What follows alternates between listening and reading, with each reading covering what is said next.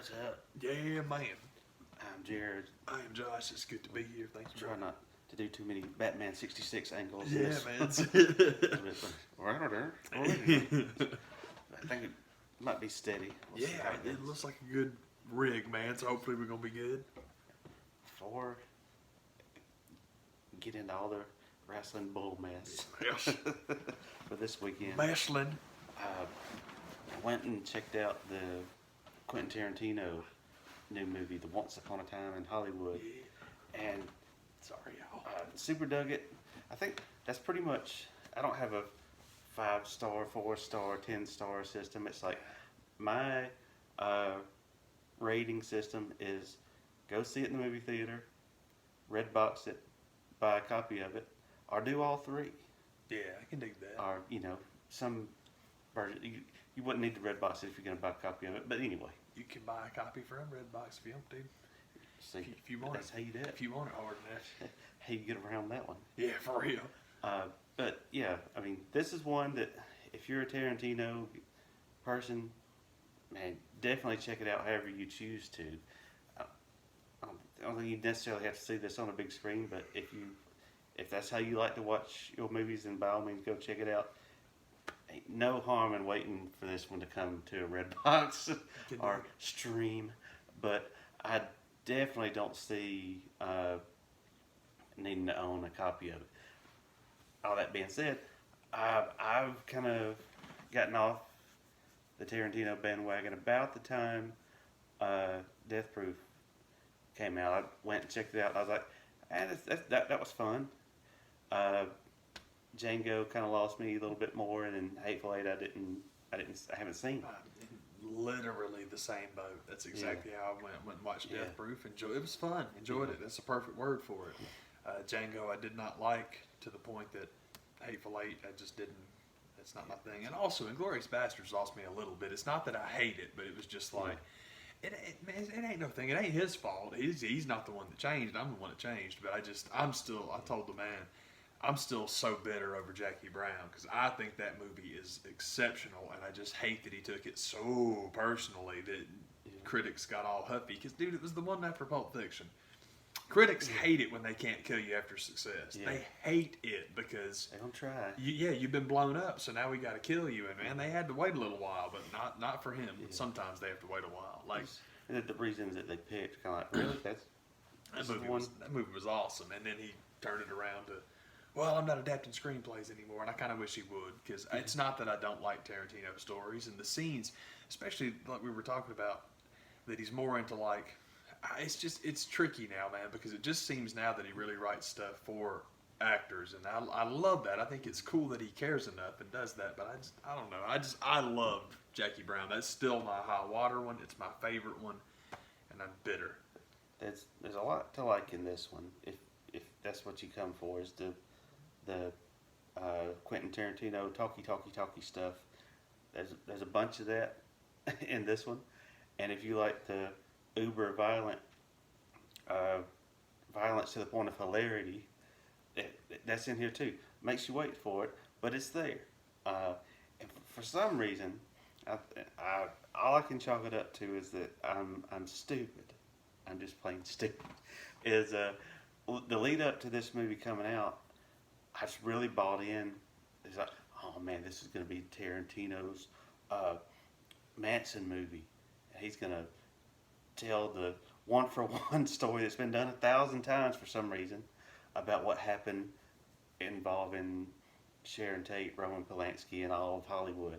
And I got in on that. I was like, oh, that's going to be interesting. And just went in going expecting one thing and got something completely different, which is not calling it bad. I just it just dawned on me watching the movie, like, when are we going to get to this murder? It's like, oh yeah.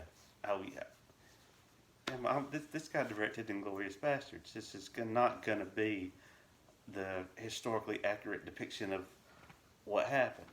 Even coming down to what it comes down to the final scene is like, okay, well, this is going to be it. No, it's not.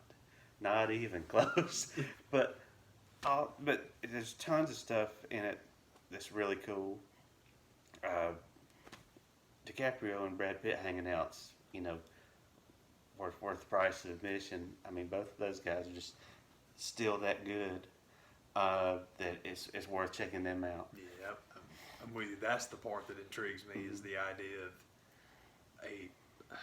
I don't even know how to explain it, but because it's not like he's ever not written great scripts for Tarantino. It seems to me went from writing really, really good scenes for actors to even otherworldly scenes for actors. So that dude having written the script and those two guys being the one to play it, and I don't mean to, I'm not taking shots at Inglourious Bastards, but it wasn't Pitt's fault. It had nothing to do with him. I love that guy. So all that was, and Inglourious Bastards, overall, it was good. I thought that one was the one that you watch it once, you're good. It's exactly what you were talking about earlier with, like, you check it out. Absolutely no need to own a copy of it. Yeah. It's that one. That one to me is the ultimate one and done, or even over Death Proof, because Death Proof is worth watching again because Zoe Bell's such a psycho in a good way. But Django, I wish I could wash my eyes and not have seen it. I don't know why I dislike that one so much. It's so stupid, man. It's so dumb because he makes one movie and decides I'm just going to go straight narrative linear timeline. And it's so stupid to be like, oh man, I wish he'd done that thing he always did. But I do wish he'd done that thing he always did. This is where I'm coming from. So I put thought into this. I've told the man before. If the opening scene of that movie is from above Django hanging in that tool shed, and Samuel L. Jackson comes out and gives him the dire warning about the Australians, and oh goodness, that's real bad, ain't it? And then you cut off there. And then you tell your story in the exact same order that you told it in, right up until Jamie comes walking out of the house to Richie Havens. And then you go to the scene of the Australians marching them across the desert. That one change, it's not a great movie, but it would have been a lot cooler. Primarily because the problem with the whole Australian thing is the big warning about how bad they are. Oh my goodness, and 5 seconds later he's killing all of them. And it's like, man, if you'd put that in the beginning and let that junk linger when the Australians have him, we're like, oh man, oh, Django's going to get it. And it just puts it in your brain unless you think about it. Yeah. That's the one thing. But it sucks. It sucks to be like, okay, he didn't do the time jump, so I'm angry at him. I feel bad saying that, but I do think that would have made that whole thing. Also, if you have a one-on-one, basically Samuel L. Jackson talking to the screen to open your movie, god dang, that would have been cool. That would have been cool. Anyway, I got way sidetracked, but I haven't seen the new one yet. There's a lot of cool cameos in this one. Yeah. Even down to it's the last on-screen performance from Luke Perry, which when you get into the movie, you kind of forget about it until it happens. Like, oh yeah, I did hear this. And the one that it was kind of a bummer was there's a scene that builds up to the Spawn Ranch where they filmed all the old Hollywood westerns and stuff like that scene that I had heard a rumor, I don't know if it was on a Kevin Smith podcast or which one it was, that cameo was meant to be Burt Reynolds. And it's cool who it ends up being, but I was kind of looking forward to that when they started mentioning that scene. Like, oh yeah, I remember this cameo coming up, and then it ends up being something else. So I don't know if that was even shot or if it just Burt wasn't up to doing it or what happened, but it ends up being somebody else. But this was just even though I really get frustrated and offended at some of the videos on YouTube, like 25 things you didn't see or know in the Once Upon a Time in Hollywood. Like, but they don't factor in that not everybody going to see this is under the age of 18. A lot of us know who Big Mama Cass was, and there's a guy that plays Steve McQueen in it. So there's cool Hollywood people that would have been around at the time. But it's just kind of funny how the Sharon, is it Sharon Tate or Shannon Tate? I think it's Sharon. And her and Roman Polanski and her third husband that they kind of rotate. How that's so far on the peripheral of what's going on. It's if you're nervous that it's not going to be all Brad and Leo, don't worry. There's That's the meat of the story. Well, and that was my thing. That was the impression I got from the beginning, simply because seriously, you're not gonna hire those two cats to do cameos. There's no way, man. Because if you're Quentin and you love acting and you like writing and you got these two guys, I see the impression that I got from day one. And you correct me if I'm wrong, but it sounds like I wasn't. This to me feels like 10 Cloverfield Lane, where you've got this whole other story going on, and you got the ridiculous Cloverfield, whatever it was. I never saw Cloverfield, but I did see the sequel, and it was good. That was quite good. But this is this totally separate story that is taking place over here while Godzilla's attacking New York, and that's what it seems like. Is that the Manson things are just exactly what you're talking about. 70s Hollywood, and everybody doing parties and hanging out with Jerk Bruce Lee, and oh yeah, this is happening over here.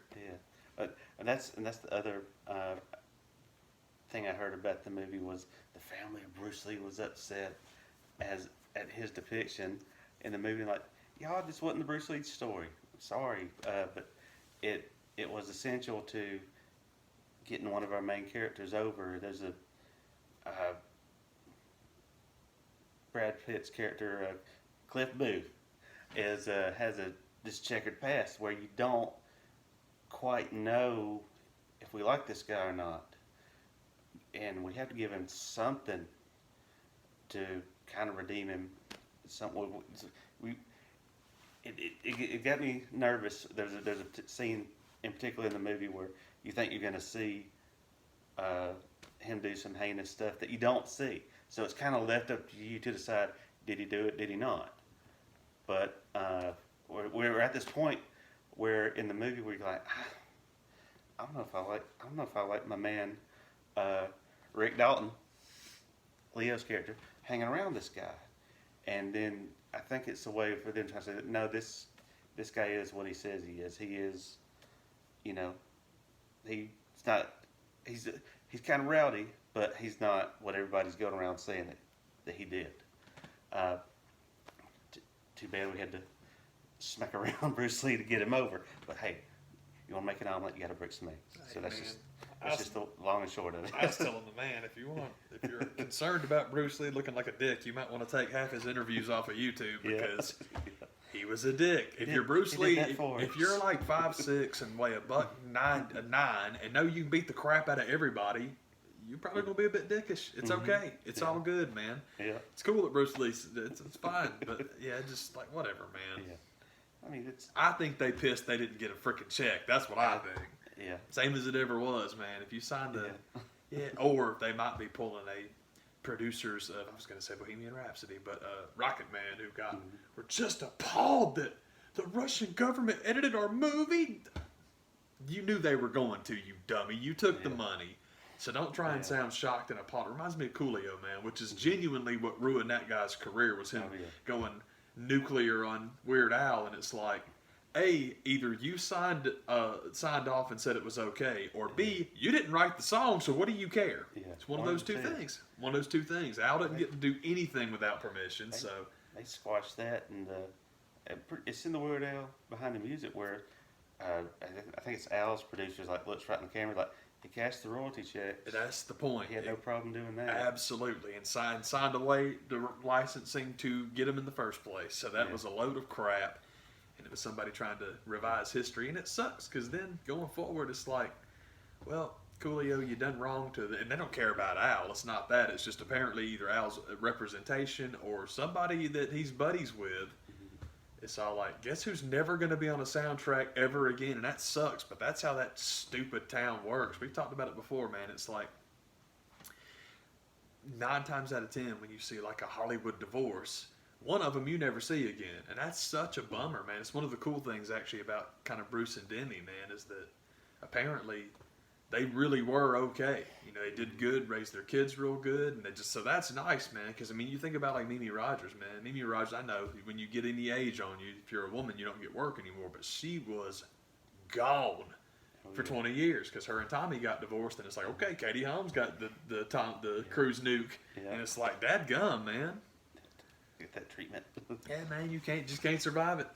You get that Tom Cruise platinum shovel. It's definitely worth going out and seeing, checking out, however you like to do it. didn't see it the first week. I think it'll still probably be in theaters or another week or two at least. So it's definitely worth checking out. If you're a Tarantino person in the slightest, go see it. I think it's worth the look-ski. Yeah, look-ski, dang don't look-ski. The impression I got from the commercial is where Boogie Nights was Paul Thomas Anderson doing a Scorsese movie. Once Upon a Time in Hollywood is Tarantino doing a Paul Thomas Anderson movie. That's what it looks like. That's how it feels, even down to wanting to get Bird in it. Mm-hmm. So I'm like, that's cool. I don't blame him. If I could rip off Paul Thomas Anderson, I would too. And he's moved on from that kind of stuff, so why not? But it's strange, man, because I have a weird thing with Quentin movies in the theater. Because Kill Bill, the first Kill Bill, my brother and I went, and it was like going to a rock show, man. I mean, it was awesome. It was probably 3/4 full, which normally I like going to the movies by myself. But it was like 3/4 full, and everybody was everybody was there for the same reason. Folks were into it. That was a blast. It was one of the most fun experiences I've ever had going to the movie theater. And then I did Planet Terror, Death Proof, what the heck, Grindhouse. I couldn't think of what they were called together, which was great because you got the previews that way, and Don't was the best part of the whole thing, and it is still my high water mark for Edgar Wright to this day. It's my favorite thing he's ever done. And that one was fun. But what the heck, man? I think that was the last. No, I did Bastards, and it was okay, but it just wasn't necessary, primarily because my favorite scene is the first scene, and man, if you can... Excuse me, there's a lot of bombast in Tarantino movies. And it's a great idea to have your like quiet talky parts be more quiet, draw you. Somebody made that, they were talking about that with Brando and The Godfather, and one of the most mesmerizing things about that performance, and really him in general with the murmuring and the kind of stuff, Godfather or not, is you find yourself doing this because you want to hear. And Quentin will do that, and then there'll be an explosion or something and it throws you out of the theater. So it's totally on purpose and it's totally good. I like being at my house, so I don't have to. Yeah. The loudest example of that ever, keeping it in the family, is the first time I saw The Departed in the theater. When it's going down the line and you've got the unbelievably overused Dropkick Murphys song. These days, at the time, it was great because you never heard it. But that line, and then when the titles was great because the music was so loud. But I think it's actually maybe before that. I think maybe it's a little bit after it. When Jack is talking about, I can't remember the exact line, but it's when he's talking to little kid Matt Damon, and he's all like, yeah, maybe such and such happens or whatever, and maybe they get got, like that. And as soon as he says it, they like go to the shot of him executing those kids in the woods. Yeah. And man, that first gunshot, that is the loudest mix I've ever heard in my life. Yeah. I crapped a little bit, and it was awesome because it was really cool, but at the same time, if I'm at the house... I don't have to worry about it. I like controlling my volumes. Oh yeah, man, got to worry about going doo-doo with my trousers if I'm at home and I got the volume button. Yeah, that. But yeah, man, like the quiet, talky stuff. I love that kind of stuff at the house. Put the subtitles on. I dig that. So it's good to know. I appreciate the heads up on that it's a talker because I'll do better watching that at home. That's cool. Yeah, man. When they ramp up the action stuff, it's cool, but it's like it is violence, and there's some actiony stuff. They show you some of the highlights of Rick Dalton's movie career that are okay, but when they really push the gas on the violence button in this one, it's all the way to the floor, and it's to the point of hilarity because like Transformers level of volume. my lord, yes, because it's kind of, it gets you into that sense of like, okay, we've had this character in the movie that we think, okay, this is building up to his Twilight Zone pay for what you did moment, and at the same time it dawns on you like, this guy directed Inglourious Basterds. Nothing's going to go exactly like the way you think it's supposed to. Hitler's going to die in this one too somehow. Yeah. We're going to dig his ass up. Torch him again. Like dig up Hitler's corpse and set it there, and then Stuntman Mike runs over it in his car. But yeah, I'll, So it's full of the stuff like that. But I think it's one of the cool things about it is as much as some of the talky stuff is you still get to see there's a really neat scene in the movie Birdman where the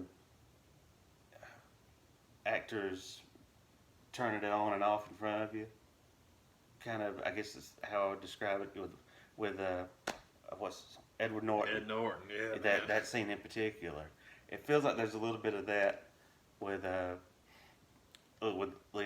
Leonardo playing his character on the TV shows and just turning it on and off and messing up and going to town on himself in the trailer and coming back and just showing you just how good how good he really is. To think that this movie could come out and him not get at the very least a nomination of some major award is something gonna have to be real good for him not to have that. Good man. Probably win as well. I mean, I would go that far. So he's probably gonna win again, but. They finally broke the duck. He might as well. He's been owed several. Yeah. I thought Aviator was. He really, and don't get me wrong, Aviator got an award, and as much as I loved Leo in it, if you're only going to pick one person from that movie to give the award to, they did right because Cate Blanchett is unbelievably good in that. Mm-hmm. But he was so good in that, and it's like, that's kind of a bummer. But you're totally right. Once you get the one, it's kind of. Well, now I'm, God, what's coming to me? Anything that beats him out will have to be hella good. Cool, man. And I'm sure there'll be something come along, but it's going to take something pretty major. That's.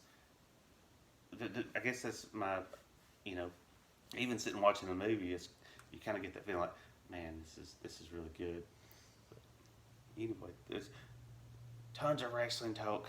Oh by golly! For this weekend to get into, and just all kind of mess. It's true, man. It's happening all over the planet. You got NXT, you got SummerSlam, you got the G1 finalists got finalized, I believe. I'm really bad about the time zones. I think technically for us it was this morning. So G1 finals are Jay White and Kota Ibushi. That's awesome. Very happy they did it that way.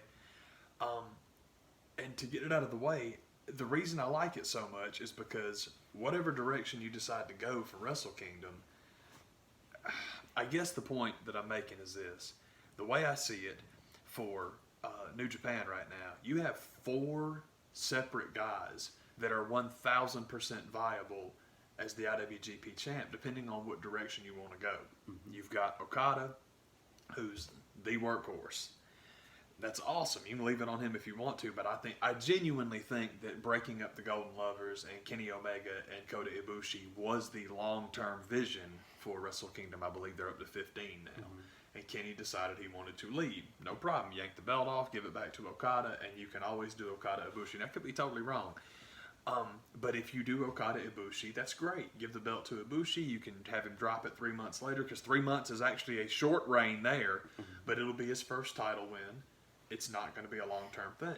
You could go back to Okada, but I don't think they will. You could have Jay White win it, and it's the same thing. And I honestly, I really would like to see Ibushi and Okada. I would like that better. But if you're doing storyline crap and you really want...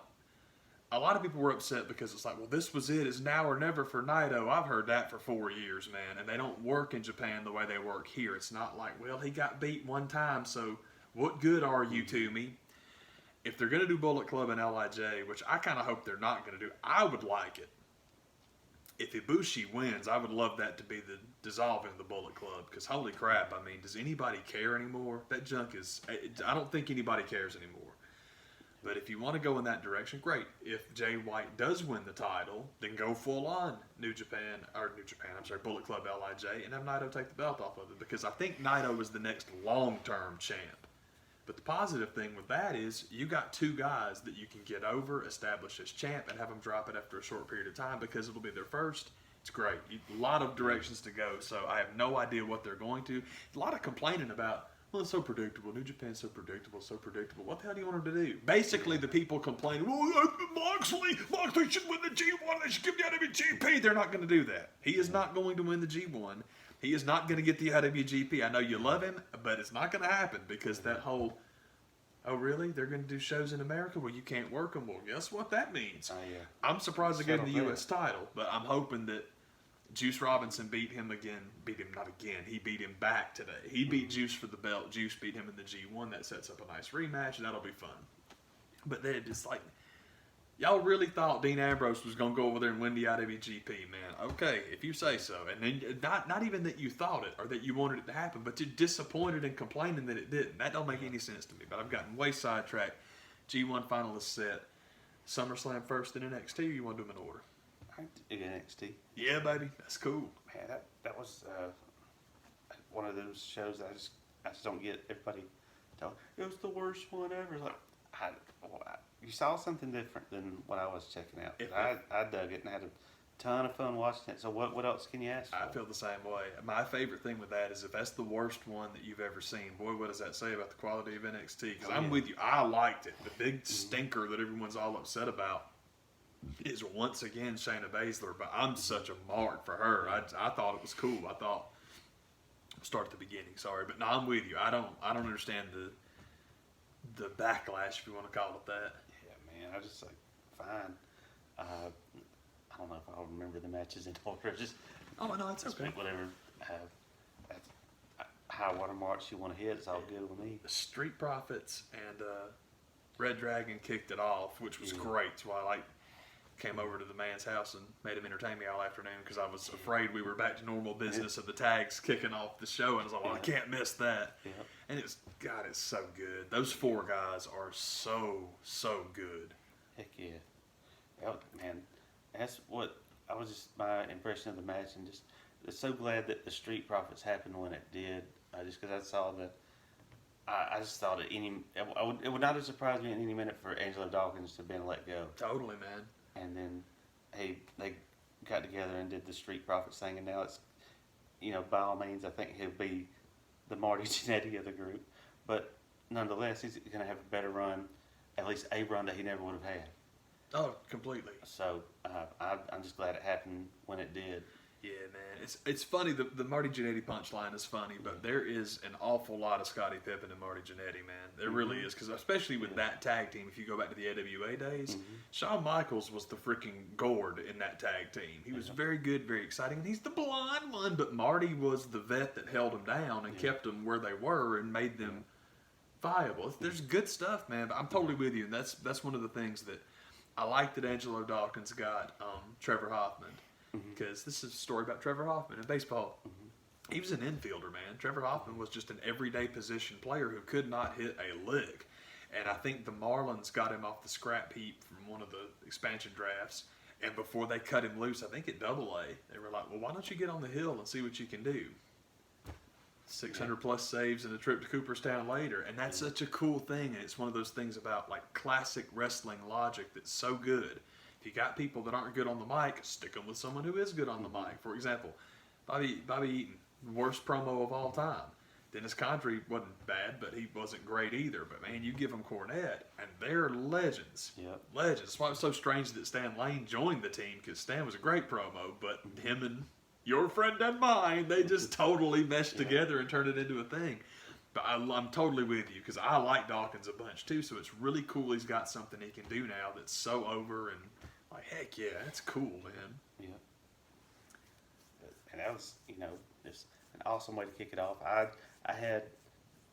think I predicted pretty much every match wrong, which is typical for NXT, which makes another reason why it's fun to watch. I completely agree. I love not knowing what's going on. It's really cool to be excited and like, oh, nice. When I try to think, I know what they're going to do. I can explain it to you. And they do the total opposite. Well, see, that's what I could have told you that too. For real. It's, let's see. With that one, I had no idea. I did not know what they were going to do, but I like what they wound up doing. I just keep booking the whole Undisputed Era having all the gold, and I keep getting it wrong. And it's sooner or later it's got to happen. They're gonna do it. You know me, man. I've got them doing it at some kid today. I read some suggestion. Man, I'm sorry. There's no way you'll ever see this, but if I'd have seen the name, I could have at least told you. It was a comment somewhere on Instagram, and it was saying that War Games should be Dream and for Pete's sake, who did he say? It was Dream and Street Profits and for Pete's Gargano, which obviously is not going to happen now, but against the UE and Winner Take All. And I like it, but see, I'm with you. You know, I want the overgolding of the Undisputed Era to be the night before Survivors or Royal Rumble. So then they show up, they make their debut at the Royal Rumble. Yeah. I would love that. But I don't want them called to the main roster anytime soon either. But I'm with you. One of these days they're going to have the pay-per-view where they win everything. But it's okay that it's okay. I guess that's the thing is I'm with you. It's like if the Street Profits retain, then I don't know what's going to happen to the North American title match. That's what happened to me. They could do Dream, Street Profits, and Tyler Breeze, or Dream, and from what I understand, Fandango's ready to come back. Yeah, look, that would be cool, man. So, I would love to see Breezango against the Street Profits. How much fun would that be? Oh yeah, that God dang. That could go down. Yeah, man. But the other, speaking of Dream and matches I got wrong, I had Pete Dunne winning the match with him and Roderick Strong, but I was satisfied with that one as well. I was like, man, this is awesome. I had no idea. I didn't have a prediction on that one. I wanted Pete Dunne to win just because I like him so much, but I like all three of those guys, so it was cool, man. There were a couple of pinfall breakups in that one that I really liked, and it was cool. That was good stuff, man. I thought that the one in particular, I don't remember. It seems to me that Roddy had covered Pete Dunne. It might be the other way around, but anyway, you're in the corner, you're like looking here and the camera's right here, so when he decided to jump back in the ring and break up the pin, he comes off the turnbuckle above the camera, so you don't see him until he's back. It was sweet, man. There was such a great weekend for guys dropping back in the frame. I was telling Jared about the Ring of Honor show this weekend, which was pretty dang good. It was the main event was almost too physical. I mean, I'm serious, like watching it myself, man. You were genuinely concerned for Jay Briscoe because Jay Briscoe mooted the crap out of himself. And he and his brother and the Gorillas of Destiny, man, those guys, they go hard, man. Also, there's a spot in there. If you've ever seen an RKO that you enjoyed, by God, watch Tama Tonga in Ladder Wars because I'm here to tell you something. That sucker, he inherited that move. Carl Anderson gave it off to him, and it's fantastic. Shelton Benjamin style spot. You'll know it when you see it. But there was a move in the Alex Shelley Matt Taven match where Matt Taven is outside selling, getting himself back together, and you don't see Alex Shelley until he comes back in the screen, and he's doing this like jumping knee, but he's so high up, he had to have like run off the apron and dove out to get him, but man, you did not see him do any of that. So I'm like, what just happened? So I love the like hidden camera right up until the dude is sprung. It's like it was awesome. Both companies got a real good one in that regard. Yeah, and still there for a minute. I think it was one of the last episodes of NXT I saw when somebody runs down to the steel cage with Shayna Baszler and Io Shirai are in it, and it took me a minute to realize it's Candice LeRae. Because of the dark hair, she finally gone back to what her hair's supposed to look like. It's supposed to be, dadgummit. And her and Io had their match. It was all fine and good. That's of the ladies' matches on the bill, on the card. Like, I mean, I just don't see where that one gets a pass, and Shayna's wasn't great. Yeah, that's my thing. It's like people going out of their way to talk about how good Io and Candice were, and honestly, it's totally on me. Mm-hmm. I zoned out during that match because Io, the last kicker, mm-hmm. the man, I'm sick of it, man. Yeah. I don't like Becky Lynch doing it, and it just seems like even down to the Kill Bill or Enter the Dragon, whatever you want to call it, style outfit. Mm-hmm. I totally missed that one. I forgot who won it. Yeah. I just zoned out on that one. But I thought that, I'm with you, I thought that Shayna and Mia, I thought they were just fine, man. It didn't bother me a bit. I loved their logic. I was telling Jared, I thought that. It's her being the cheater, or trying to find a way to level the playing field. That's where I'm at. Yeah. I thought that was super cool, like the fish hooking and the eye gouging and stuff. This is supposed to be like, she's from, I don't know if they said Compton or whatever, Los Angeles. Supposed to have grown up hard in Los Angeles as a street fighter. And I love her gear, by the way. We were talking about how it reminded me. It's not that it looks like LAX, but there's a similarity to it, and I love that look. That was cool. I obsess over like the ring gear, especially for the women, because it's all the same thing. So anytime anybody does something even slightly different, I like get immediately excited. There's one of the things I liked about that match is like, oh my God, it's a women's championship match in pro, and this is not a WWE thing. It's professional wrestling, but it's a women's championship match in professional wrestling, and ain't no hot pants anywhere. I was so excited because it's so rare. You never see that. But I'm with you. I thought it was cool. It's not like Mia Yim is ready to take the world over, but I thought she did pretty good. Yeah. And not the character, but the fight logic. Because I told Jared, one of my pet peeves is MMA people. They're like, man, it ain't no rules, man. It's real fighting. It's not like that in boxing. It's like real fighting. They get out there and fight. And it's like, you can't put your thumb in somebody's eye. You can't elbow somebody. You can't hit them in the back of the head. You can't fish hook them. You can't put your thumb up their nose. And there are rules, moron. There are rules. It's not a street fight. Yeah. So having someone educated in mixed martial arts wrestling, a street fighter, pro wrestling's a great way to do that because it's stylized. No one's actually going to get killed. It was cool. I'm with you. I thought it was cool. I liked it, and I like Shayna too. Anyway, and ain't nobody ready to take that belt off of her yet. Dadgummit, it's not there. I keep predicting it, but nobody's going to be able to. This time, the man was right this time because we were both saying that. Man, I'm the same way. I've been wrong the last 4 takeovers, and it's like Shayna's going to win forever because I'm going to be right one time. Dadgummit. Yeah. It all built up to the Gargano and Adam Cole, the three. I don't guess they can call it the 3 stages of hell anymore. Essentially the same idea, where the first fall was a singles match, which is kind of okay, whatever. The second fall was a street fight. Yeah. Then the third fall to be announced. Listened to the Busted Open podcast with Bully Ray and Dave LaGreca, and they had a really good idea that I really wish they would have gone with. Before you say it, can I ask you this question? What's it? Especially now knowing what you know. Yeah. Exactly. Considering what they did, what happened after the lower third. Yeah, man, lower third. Post lower third. Yeah.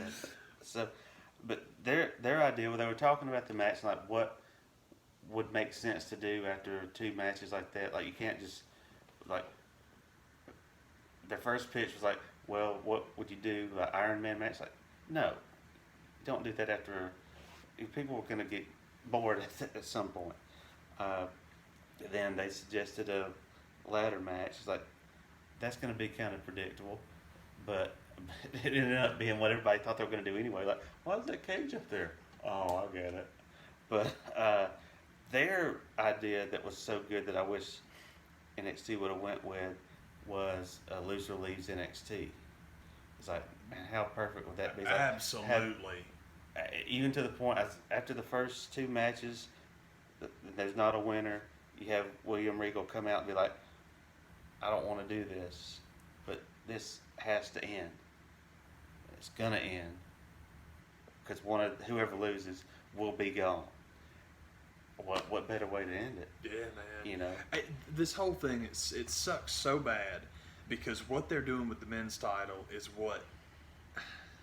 they don't want to do what they've done with the women's title, which is put it on hold and wait for Ciampa to come back. Mm-hmm. Because everything that's gone down with Gargano and Cole, especially that stip, is perfect. Yeah. For Gargano Ciampa, but you can't do it because apparently Tommaso's leg is never going to heal, and that sucks because I love Bebe being the champ, absolutely love it. So I am hoping that if they're going to keep the loser leave down stiff, because that's what I'm hoping for now is we get a big, that's what I was hoping for is you get the big loser leaves town match, or excuse me, you get the big 3-way, And my idea, I thought it would have been kind of awesome, is you've got the three of them in there doing that thing, and DIY have this moment like, we're DIY, and they stomp the crap out of Adam Cole. And then Gargano defers to Tommaso, you take it. Champ, by golly, it got taken off for an injury. Man, all right, glad to have you back, Blackheart. He gets two, and Gargano beats the hell out of him to the point that they stumble out of the ring, and Gargano walks up the ramp and gets counted out. Just beating the crap out of Ciampa because he doesn't care about the belt. Hasn't cared about the belt for a long time. So Adam Cole retains. He's left in a lump. And then you have the loser leaves town match between Gargano and Ciampa. But now they can't because they've already, like we said. Yeah. And with what happened, apparently the show goes dark and the third are ass. And then they kind of did that anyway, where they had the whole William Regal comes out, does a little emotional promo, and Johnny Gargano gets to do his goodbyes. Like, if you're going to do that anyway, why not? Absolutely. See, Jared told me the stip yesterday. I hadn't heard the podcast, and he told me yesterday, and I'm like, God damn, I'm just with you. Yeah. I was like, that's such a good idea. And then 24 hours later, when he's leaving anyway, it's like, God, what a missed opportunity. Yeah. Oh, man. Could have, made a good thing even better. Totally. But it ended up being one of those type of finishes where the match is over and you're just kind of like, the crowd just kind of, man, I just hope y'all guys are all right. I completely agree. It really, they reminded me of each other in that regard, and that you get the pop with the 1, 2, 3, and then everybody gets quiet again, and it's like more somber. You're just concerned, man. It's like, God, I'm worried about that stuff, man. It's like, one of those real kind of emotionally draining movies that everybody just kind of gets up and just walks out. Yeah, man. There's no nobody claps. Yeah, man. It's like, God, I gotta get out of here. No, man, just don't look away. Don't look at me. Don't look at me. Look away, I'm idiots. And that was NXT Toronto. I'm with you. It was awesome, man. Cole and Gargano I thought were great because I love Adam Cole and I'm very biased. And Gargano really does build like epic wrestling matches. It's the same complaint I had last time. Just a few too many kickouts for my liking, just because you don't. But at the same time, like I was telling Jared, I'm not saying he's going to do this, but how cool now with Gargano being the kick-out master. And it's not just him, because he lets everybody kick out of his stuff 12 times too. But what if, Johnny Gargano now has a match that's just like straight up all this stuff, no pinfalls, no nothing, they don't attempt any. And he locks into Gargano escape one time and wins. That's going to be awesome, man. So it's like, I try not to fuss too much about it because it's just part of the show and it's all good. There are certain things that get kicked out of one way or the other, and I'm like, this is overdone, man. That's how I feel about it. But one of these days you'll get it paid off in a one shot, and it's like fantastic. It's just going to be cool, and it was awesome. And Gargano and Roddy Strong are the two guys that I just always feel like I'm underselling them or undercutting them when it comes time to dole out like praise and whatnot. It's like, man, these guys really are like, Gargano really is as good as you hear he is. Yeah. That kid is, man, he's bad. Yeah, man. And I sat down and watched SummerSlam tonight, and it's one of those kind of shows that didn't hate it, but I was trying to think of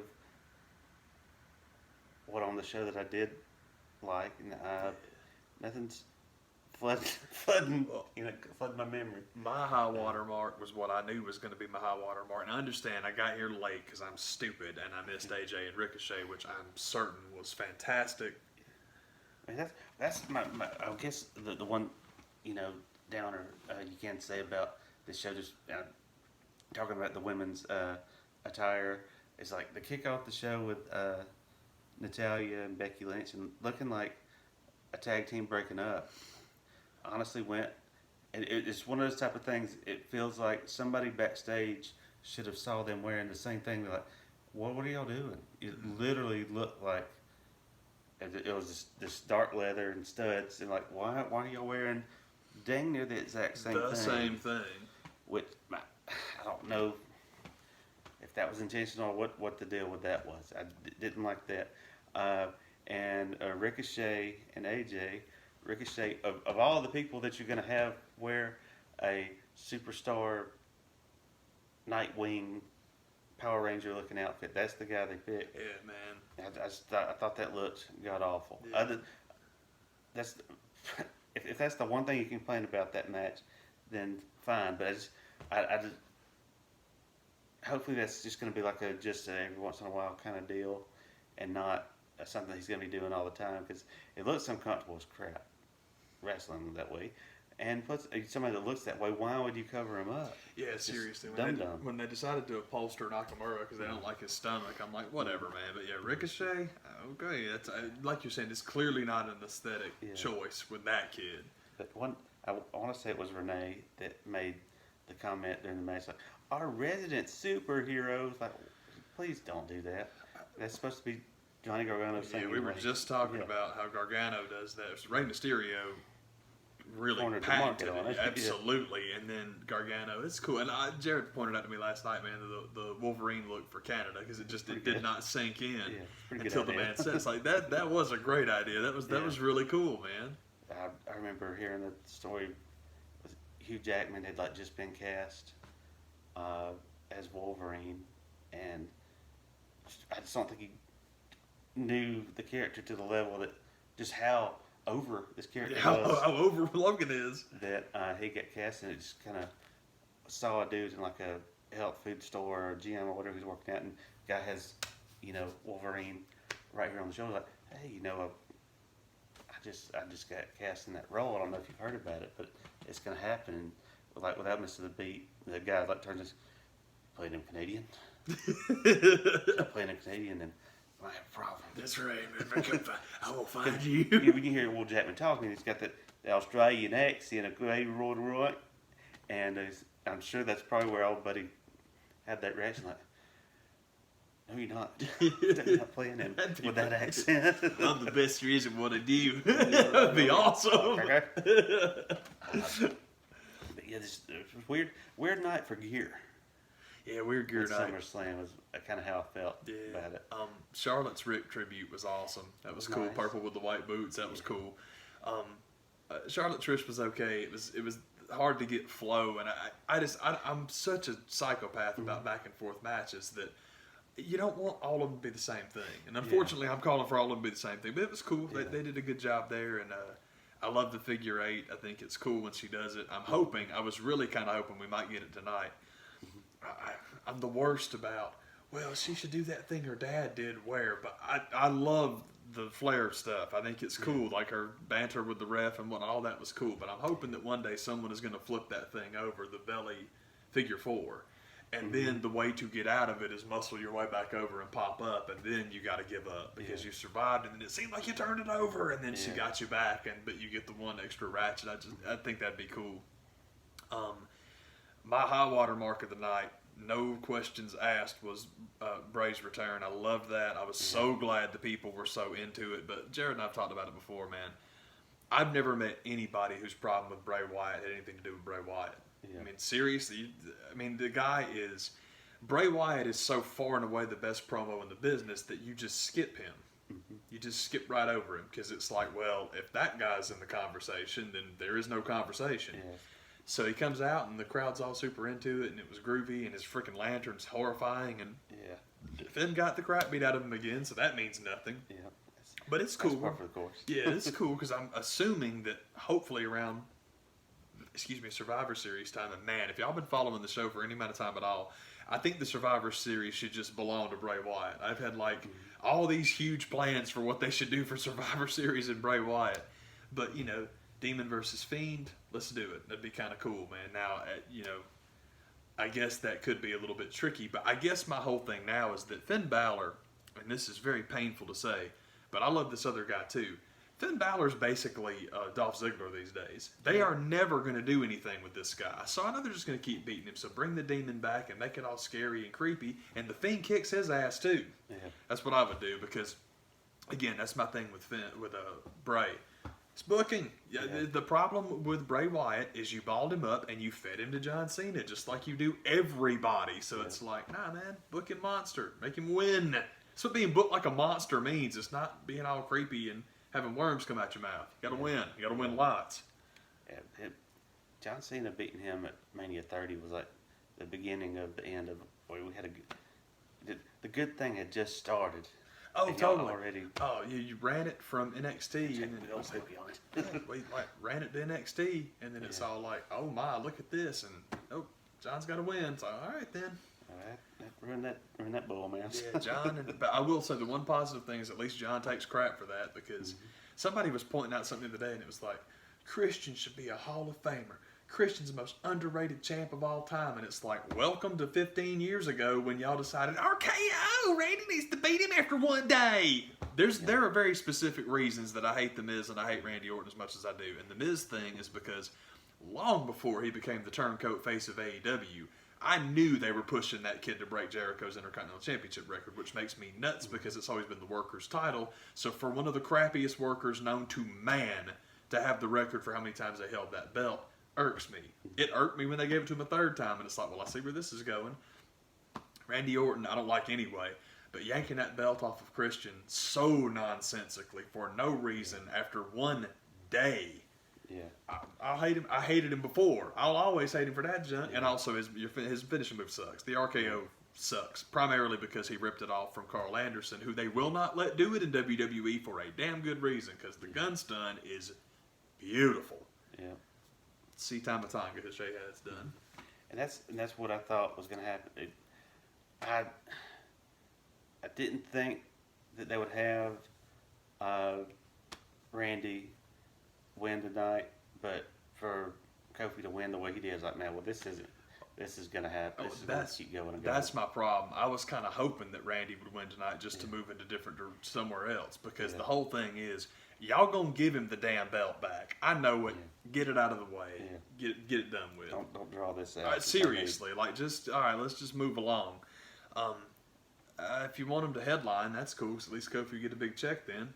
But I just think it sucks. I am so tired of cool guys getting championships and then who's got the belt now? Randy. I just get sick of it. Like I say, man, he just is. Cena at least takes crap for the Platinum Shovel. Triple H is taking more crap than anybody for the shovel. How I'm just mystified by A, how Randy Orton is as popular as he is, B, how many people that really love and know professional wrestling have tried to convince me my whole life that he's the goddamn second coming, and I just don't see it. And third, how he can just routinely steal people's shine over and over again. He did it to Bray Wyatt, did it to Shinsuke Nakamura, he's going to do it to Kofi, he did it to Christian. Christian's the big one for me, I'm still mad about it. I'm like, what in the hell? Well, he had that match with Mick Foley. The laundry list of people that got their hardcore cherry popped by Mick Foley is very, very long. And Randy Orton's at the bottom of it. Triple H, Edge, that's the ones. That's the ones. I'm all ill about it because I'm ridiculous. I don't even know the guy. Why should I care? I guess because the Cena Orton, what people call the ruthless aggression era now, which makes no sense to me, because when I hear ruthless aggression, I am thinking Lesnar and Angle and the frickin' Radicals, if you want to. They weren't called that at the time. But John Cena, he's the best of the... Are you kidding me? How does Kurt Angle never get brought up as the best? Because I'm going to tell you something. For WWE champions, top to bottom, in-ring performance, consistently fantastic matches, and some of the funniest and best promos of all time, none of these people, not Austin, not Rock, not Hogan, not Cena, not Orton, not any of those guys, can hang with Kurt Angle. Are we still that mad at him for going down to Tennessee and shacking up with Jeff Jarrett's wife? Golly, I just can't believe that. I'm like, ruthless aggression. Get the heck out of here. He was playing with that stupid U.S. title at the tail end of the ruthless aggression era. John Cena is the face of the PG era, whether you like it or not. That's his era. Garbage. Garbage, garbage. Kurt's underrated, and that stinks. I think he knows it. He's cool.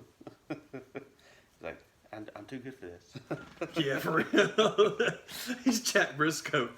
I don't really do that anymore. But that's had all builds up to Lesnar and freaking Seth at the end. Like, man, it's all. That's another one I thought, well, they're not going to be changing hands tonight, and sure enough, it did. So I was quite surprised at that. I didn't know how to feel about that until they did the promo package, and as soon as I told Jared, man, like whenever you see him F5 him onto the gurney and all that stuff. It's like, well, Rollins is going over because this is that classical Vince McMahon, John Wayne, against the odds. They even gave him the Hulk Hogan WrestleMania 2 rib wrap, and it's like he's going over. Yeah. And it's fine, but it's just I feel bad for Rollins because we were discussing earlier today.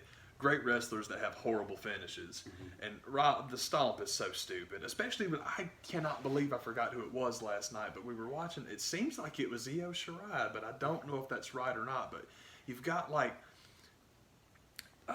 the opponent prone, and they pull the arms back and stick their knee in the back of the head, and like just the foot in the back of the head, just jam them into the mat. I'm like, if you're going to have a move called the curb stomp, that's how you do it. It was awesome, and I hope that's right. That's who it was. It seems like that's who it was. Yeah.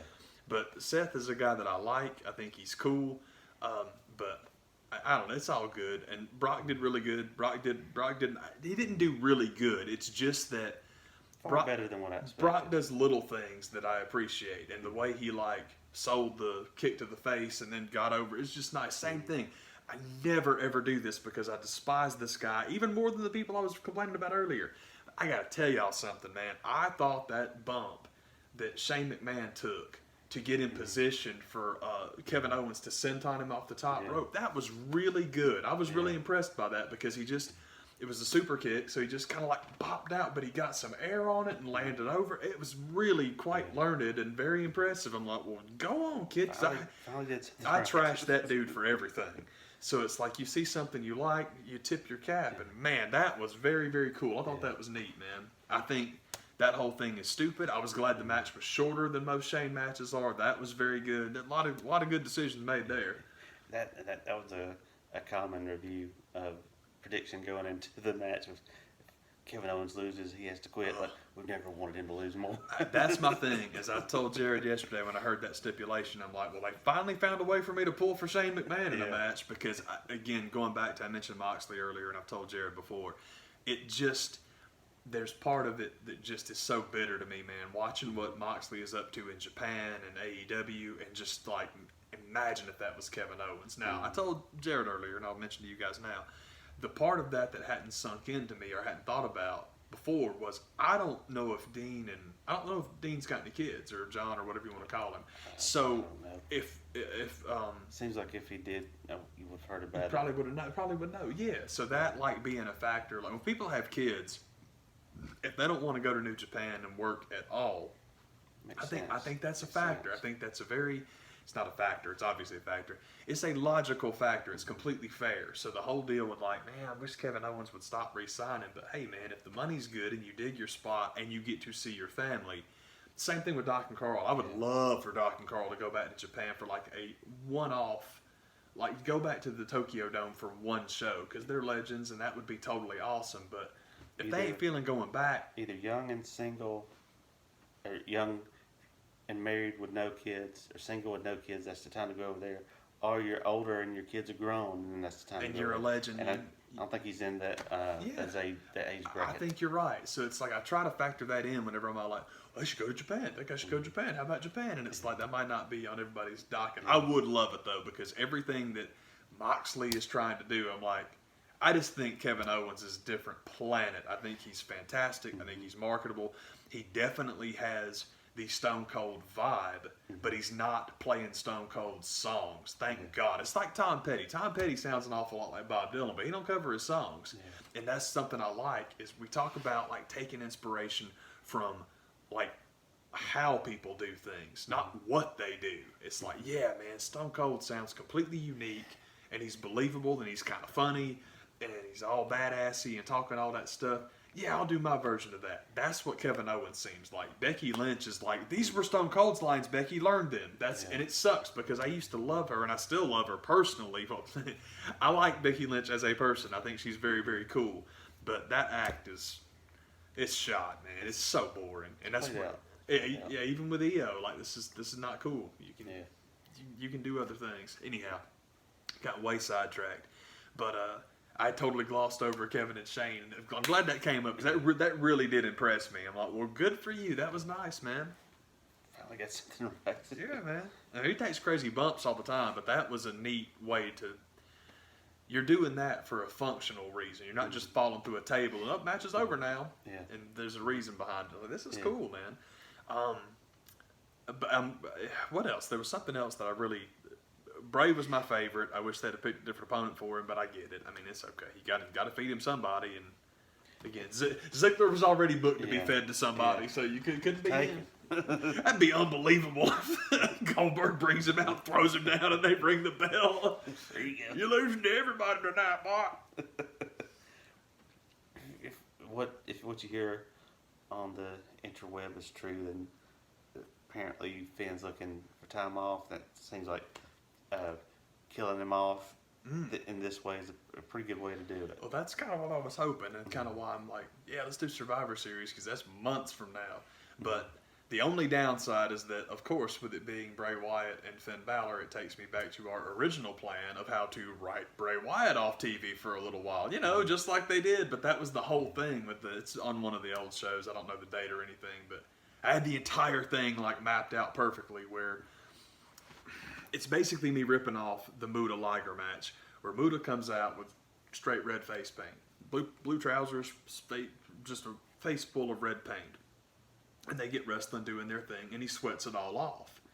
And the point being that once he I'm sorry, it wasn't Muta. It wasn't Liger. It was Hasei. The Hasei match. That's the entire point, man. It's like he's got the blue tights on. He's got the red face paint. It's all good. Well, he's out there, and he works it all off.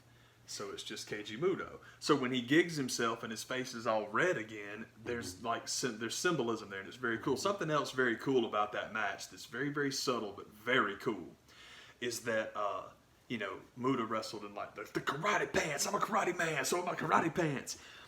Whenever he like dips in the back, because you're always going to get the 3/4, you're going to have your undies hanging out. That happens to everybody. It's me undies. Yep. He is literally wearing the orange Keiji Muto tights. That is not something he did routinely, but it's wrestling Keiji Muto's old partner. You get the face revealed for Keiji Muto. So dramatic, so fantastic. That's the Shakespearean match. It's not Macbeth. Macbeth is June 95 with the tag teams. That's as far as wrestling as theater, that's the best thing I've ever seen. But man, Muta Hasei has got some drama to it. Yep. So that was the whole thing, is ripping that off to where Bray just beats the crap out of the Demon until his face is clean. Because all you do is just use, non-waterproof paint. It'll come right off. It's no problem.